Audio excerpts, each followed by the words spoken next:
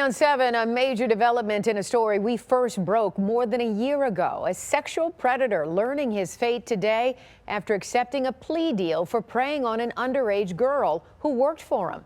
Tonight, 7 Action News reporter Simon Shakette has the victim's emotional impact statement.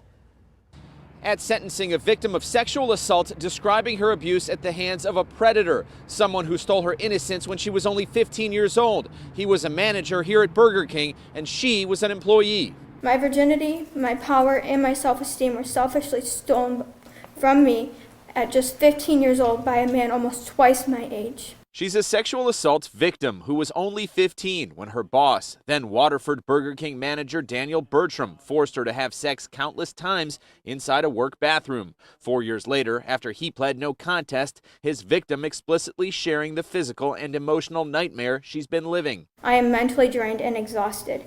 I'm afraid to be alone in my own home, yet I live in fear of being in public by myself.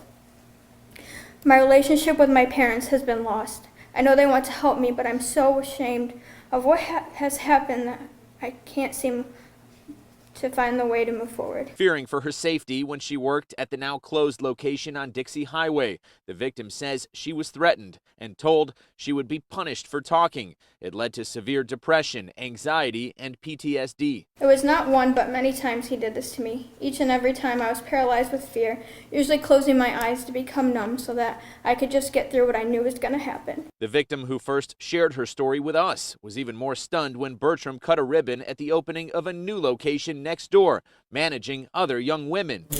But today, a different scene as he was handcuffed before being taken away. What we've been waiting for 2 years is to see him finally, be taken away in handcuffs. Burger King has continued to decline comment along with Bertram. Prosecutor Karen McDonald and her staff telling us the victim showed incredible courage in speaking up and holding Bertram accountable. Using this experience, even though it's very traumatic, to actually come out on the other side of it and gain something from it. And that's why it's so important to give victims a voice. He was in a position of authority with a young woman under his employ, and he took advantage of that. The prosecutor says both sides agreed to that no contest plea agreement that would send Bertram to prison for 5.5 years. The victim says she hopes her story empowers other victims to come forward.